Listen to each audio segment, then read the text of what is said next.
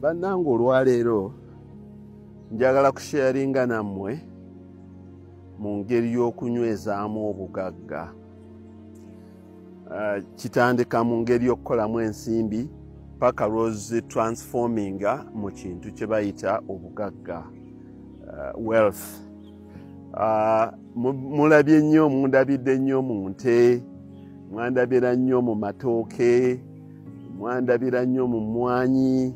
Byonna kati ennaku ezo mbadde mbalaga kasooli naye eriyo ekintu kyange ekiri principle, ekintu kyempitira ddala, ekintu obugagga obw'ensibo, y'emiti, ettaka eririko emiti. Ettaka eririko emiti teriri ku disappointinga olubeerera. Kati nze nsimbye ebibira bingi. Nabagamba nti nze mu kiseera ekya COVID we nasinga okukolera. COVID bwe yatukuba ne bagalawo buli kintu. Kati abakozi bange bonna be nali nnina, bonna abakozi tebeeyongera kutambula, bonna baabasibirawo, naye nina abakozi kumpi 8 bambi, mostly migrant workers. Kati namala nabo emyaka 2. Kati COVID oyo yaleetera abantu okubanga tebakyasuubula ne basalawo nnyo okuzimba amayumba, capital waabwe bagire nga bamuteeka. Kati ate nga embaawo ezisinga okuva e Congo nga tezikyavaayo, olwo abantu ne bajja ne basensera ebibira byaffe, nga buli muti bagugula emirundi 2 oba 3 okusinga ku sente za bulijjo. So I was prompted okusala ebibira byange ebisinga. Nasala ndoozi ebibira 7 nabisala. Naye kati nze programu yange nalinga nsala bwe nsimba, nze nsala mu paddock nga paddock gye nsala gye nsimba. Nina ekyokuyiga ky'olwaleero kiri nti osobola okukola omulimu gamba ng'ogw'okusimba emiti. Kati egyo giri commercial, emiti emizaalirwa nagyo giri wano waka ng'emisizi. Kati oli kalitunsi ye mukozi wa ssente. Osobola okusimba emiti egyo emikozi gya ssente, n'obeeranga omuntu eyateeka ssente ze mu apartments oba eyateeka ssente ze mu bintu ebirala. Bane kye njagala okubalagako olwaleero, yes kisoboka. Nze ettaka eryo liri ku byalo 3, Makukuba, Nkulagirire, Kaabulo, ttaka ddene nga bw'oliraba. Wano obugazi kilomita 1.5, ogenda okuyingira munda kilomita zisukka 6. Naye ndikoleddeko okuva lwe naligula mu 2011 ova lwe naligula. Nze nakalisimbako ebibira, nalisimbako kasooli, bwe najjako kasooli ne nsimbako emiti gya kalitunsi, n'akasalako emiti gya kalitunsi emirundi 2 ku myaka egyo 13-14. Kati ate era ngenda kusalako omulundi ogwokusatu. Ekyo kisoboka kitya? Kubanga nze enkola eyange eri nti nno buli kyoteekako engalo yo kikolenga mu numbers, ate kikolenga mu ngeri ey'okukifunamu. Emiti egyasooka nagiriwisawo myaka 6 nenjiguza ab'amasannyalaze. Egyokubiri gino tegyatuuka ku masannyalaze gye mbagambye gye gya COVID. Kati nenkizuula nti ate atunze emiti nga tonnatuusa mu masannyalaze akola okusinga oyo alinze emyaka 6-7-8.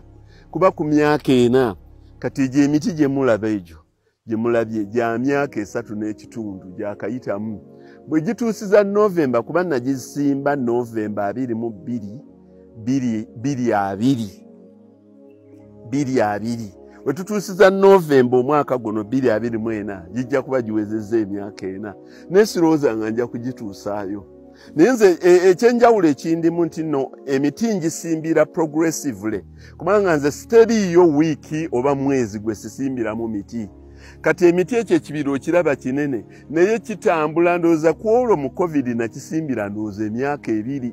So emiti egyo giri mu phases, gigenda gitambula. Eriyo egikyali emito, eriyo ne gye najjamuko ne nteekawo ebisagazi, olw'okuba nali ngazi ya projekiti yange ey'okuweza ebisagazi. Kati nasimbanga progressively emyaka 2, kuba nali nina ebibira ebirala era byensimba. Nina ebibira bingi, ebibira bisukka mu 10. So kati bw'okikola bw'otyo osobola okuba ng'omuntu alina ssente ze eyateeka mu apartments oba bano abasuubula ettaka nga bwe balitunda, oba bano abagula ettaka n'alizimbako apartments n'aziteekamu abapangisa, abalala bazimba nga bwe batunda, n'azizimba n'agenda ng'azitunda n'atundira ebbanga lye, abalala bayimportinga ebintu n'atikka containers 10 ez'omuceere oba eza sukaali, n'aleeta engoye, n'aleeta electronics, eno container eri Nakawa bagikiriyalinga, endala ziri Mombasa, ate endala zikyali China oba Turkey. Kati nange mu kulima njagala bategeeza nange bwe nkikola, nange ninga gowa container yo eri Mombasa ogitwakinga eri Mombasa bagitikka ku twero gireeta e Uganda, kubanga nze nina emiti egya buli stage yonna, nze nsala emiti buli wiiki, buno busumolopo buli mwezi egiri medium, buli myezi 2 oba 3 gino egy'obuloddo egy'embaawo, emiti nga teginnaweza myaka 4. Omuti gwa kalitunsi ogusinga okuvaamu olubaawo olulungi gwe muti ogw'emyaka 4 bw'oba wasimba GU nga wamusimba mu kitundu ekirungi nga kino ekyaffe ekya Lake Victoria Basin, kubanga enkuba yaawo nnyingi ate wano n'ettaka okusingira ddala wano mu Buganda ettaka ddungi.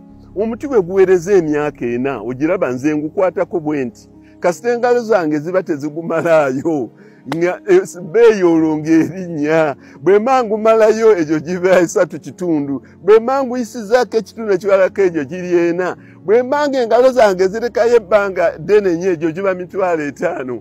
Nkwata mu bukwasi bwe nti omuguzi ye kennyini gwe ngamba nti gyebalire nga nange nsindikayoko n'abasajja bange nga babala.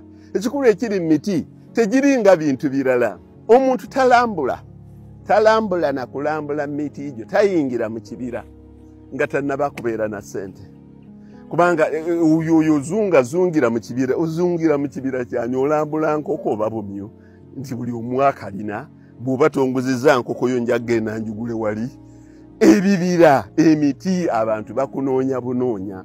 Eriyo bannanga abamu abali ewala okuva mu katale, era abantu abamu bakayanye nnyo oyo omusajja byabagamba tebiriiyo. Nze njagala bw'oba oyagala okumanya nti bibeerayo, nze njagala Novemba bw'atuuka nkubulidde ekitundu bwe giri oyitirewo olabe bw'onoogisangawo ng'omanya omusajja oyo mulimba. Kubanga emiti egyayo bagibuukinga in advance n'okusasula ne basasula n'engenda nga nsala mu paddock n'onsala mu paddock eno n'ensalamu eri kuba siguza omu. Bw'onooguza omu acres 4 alibimalawo ddi, tojja kumalawo myaka 2 ngo ate nga nze njagala okugenda nga nsimba bwe nkusalyako acres 15 oba 2 nga n'emiti gyange nagitaddewo ddaawo. Bw'oba tosobola kugijjamu ng'abasajja bange balugwala baye bagisitula nga bagikuteera ebbali, kubanga buliti buno obugundi buno obuloddo buno obutono bwe basobola okuteeka mu sommiiru, omuti bwe guyitirira obunene n'obukulu ogw'emyaka 6-8 ogwa GU guba ate tebakyasobola gujja mu lubaawo lulungi. First of all guba munene nga guzitowa, tosobola gusitula guteeka mu sommiiru kuba sommiiru ejjako akakuta katono nnyo. So oli najjamu 62 we najjamu 4 najjamu 3 ku buli obusansa obusembayo eri waggulu. Namba 2, omuti kasita guweza emyaka 6 ogwa kalitunsi oli n'agusalamu embaawo ku misumaali gy'ennaku zino egigonda ng'akatiko oluba okubako bw'ati eyali badde agula kiro gy'emisumaali 120 ogulanga 360. Kubanga omuti kasita gubanga mukulu ogwa kalitunsi ne gukala teguyingira mu musumaali gino emisumaali gya leero. So omuti gwa kalitunsi tavunda kasita gubeera nga gukyali muto ne bwe gukala omusumaali gusobola okuyitamu. Kyova olaba nga abaguzi baagala nnyo emiti gyange emyaka 3.4. So ekyo mukitegeere ne mubeere ne plan engeri gy'olina okikolamu. Si buli muntu yenna nti mugamba nti simba kalitunsi. Nze mbawa buwi business model. Business models ez'enjawulo nti naawe omulimu gw'olimu kati nga gwe cameraman nawe omulimu gw'olimu gugenda ng'ogutambuza bw'otyo nti nina kamera egenda ku mbaga ewa gundi n'omulala yenna. Mbabuulidde abaana bangi nnyo oba abantu bangi nnyo bakoze ssente mu kugula ettaka ne bazimbako amayumba ne bagaguza abantu abalala. Ekintu ekyo kirina ekiseera kyakyo we kyakolera era abantu bangi nnyo baagaggawalira mu kintu ekyo. Naye ennaku zino ozizimba n'omala emyezi 6 nga tonnafuna kubira ssimu nti twagala okulambulako wano, because economy endala abantu bagula amayumba nga economy enkyamufu. Naye buli muntu yenna ate kyayingiramu abantu bangi, ate kyayingiramu ne ssente enzibu. Neffe mu miti mwayingiramu ssente enzibu ng'abantu bakwatanga ssente zaabwe ne bazireeta ne bajja ne baziwummuliza mu ttaka ne basimba emiti, naddala payini. Nasimba payini wange eyo namala, nagula gundi square mile yange, nasimba kalitunsi wange eyo nakasongola namala, ng'abantu bawummulizaayo buwummuliza ssente. Nze zange si za kuwummuliza mu ttaka oba kuwummuliza mu kalitunsi, ezange nziteekamu nga njagala okuzijjamu. Kyenva njagala okuzikima buli luvannyuma lwa myaka 3 oba 4. Naye ate nze sirinda nti nsaze ono kati nina okuyisaawo emyaka emirala 3 nga nsimbye omulala. Omuntu bw'obeera olina ekaleji 5 nga wazikomitinga ku kalitunsi ng'ali mu stages, nina kalitunsi eyenkana wano, nina ali wano, nina kalitunsi buli wiiki buli mwezi nze nsimba kalitunsi, such that I continue okufunamu abantu aba-investinga mu bonds, ng'abantu aba-investinga mu treasury bills, abantu abateeka ssente zaabwe mu ssaako bambi ab'ekika ekirala ne babawaayo amagoba. Nange bwe nkola kyokka kye njagala okukyalenyenga omuntu yenna aseesinge kye bayita rate of return. Omuntu eyagula ettaka lye n'alisimbako kalitunsi nga liri walungi, n'alisimbako kalitunsi n'amutundira ku myaka 3 oba 4 ng'abadde amulabirira bulungi, n'oyo eyazitereka n'agula government bonds oba eyo eyaziteeka mu nnyumba z'abapangisa, ani asinga munno okukwata ku cash? Ekyo ayagala debate entuufu, naye nti ekikulu abalala tebajja kwogera mazima, kubanga si kya bulijjo nti omuntu avaayo n'ajja n'abuuliranga ebintu mu mazima gaabyo, kubanga abalala bambi balina okukonsiiringa information yaabwe olw'ensonga ezitali zimu. Naye nze sirina kinkonsiiringisa information yange, kubanga nze bwe mba nina emiti ne mbabuulira mugisimbe, mugiteekeko ka DAP, mugiteekeko ka NPK nga gya myezi 3 gikule, sirinaawo nsonga lwaki sibabuulira, kubanga toli competitor wange. Tetugenda competinga miti, kubanga abantu bakayanidde nnyo mu kintu ekyo. Agenda naddira kabanja ka taata we n'asalako akatundu bamuwaddeko acres 2 n'asimbawo kalitunsi, ebiswata bisse naki n'abeera awo ng'ali mu kibuga yalimba banne. Nze nindiridde kufuna bukadde bwange 10 mu kalitunsi we, agenda okuyitayo ng'enkuyegeza amulekerako ebiti 3 n'akayana ati oyo omusajja byayogera tebiriiyo kalitunsi. Nze njagalo gye, nze siri wala okuveeka, nze ndi mukono district, nze njagalo gye, tonindirira nze. Bannaye abantu abasinga baagala okundabako gundi sirina biseera kubanga toyinza kulambula bibira byange mu nnaku 2 n'obimalayo, kuba nina ebibira ebisuuka mu 15. Kati ekiri eno ekiri eri gwe gendako oba 2 oba 3 obitambulemu obirabe, oba otunule oyiseewo emyaka gy'olaba oba kyewasa, lekawo luli onookisangawo. So abantu tukolenga emirimu, sibalagira nti nno buli muntu kati agende mu kusimba miti, kubanga emiti gijja kusalirayo. Nababuulira nti kati abaasimba emiti nga bamanyi bagenda kutunda poles mu Umeme bakaaba. N'ekyokubiri, eriyo ebitundu ebyalima emiti nga mingi nnyo, okuva Mityana, Mubende, Kyenjojo, Fort Portal, eyo eriyo emiti mingi n'obukwakkulizo bwabwo bungi. Kati omusajja ono ayogera naawe ku kyemiti ali kilometers 4 okuva mu Kampala ng'ate alina miliyoni y'emiti. ng'okuva ne motoka okuva wano ogenda okuyingira akatale kayo gye kali kireka kira bweyogerere seeta kitwala eddakiika 4 kati ye wanjawulo nze ninamuka ak'enjawulo naye nga message yange eri abantu nti buli kyonna ky'okola gezaako okulaba ng'okikozesa nnyo n'obwongo bwo ng'abasuubuzi ogenze kusuubula bisawo by'abaana back to school naye munno n'omugamba nti ogenze kusuubula joola za ngoye kubanga toyagala bantu bategeere ky'ogenze kusuubula nabo bayinza okukisuubula. Nze ng'omusomesa si bwe kiri nkubuulira ekituufu kubanga nze ndi mu bintu oba oyagala oba toyagala togenda kufuuka kompetita wange.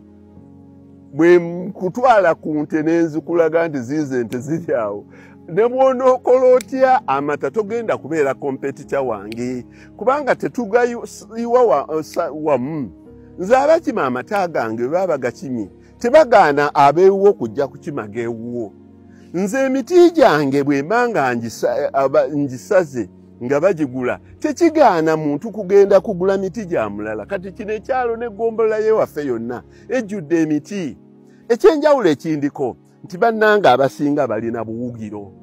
Kati nze nnyinza okuba eky'emiti nga ddala kinene nga kinene era nga kinfunira. Olw'okubanga kinene I strategically positioned myself kubanga mu COVID yenna nze natundira ebibira sente zaabanga nnyingi naye nze neeyongeranga ggula ttaka nga nnyongerawo miti n'awamu awaali ebimera ebirala nawo ne nnyongerawo emiti nga nkizudde that is green gold.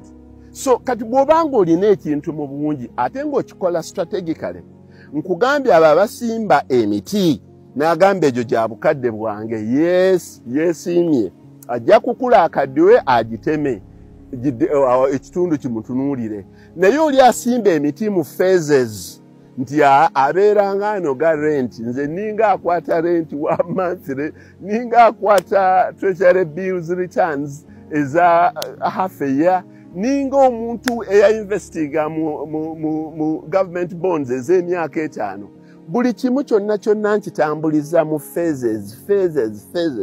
So olwaleero njagadde okusharingako nammwe ku kintu ky'emiti era ebibira mu birabe ebibira nina bingi naye ng'ekigendererwa kyange si kubakyusisa nti mwe muve ku byammwe bye muliko bye mukola mujje musimba emiti kubanga emiti girina obuzibu obusingayo obunene kyova olaba nga mbabuulira nga sirinaamu kendekayo kubanga emiti tebagisimba ku 5 ku 10 emiti olina gisimba ng'olina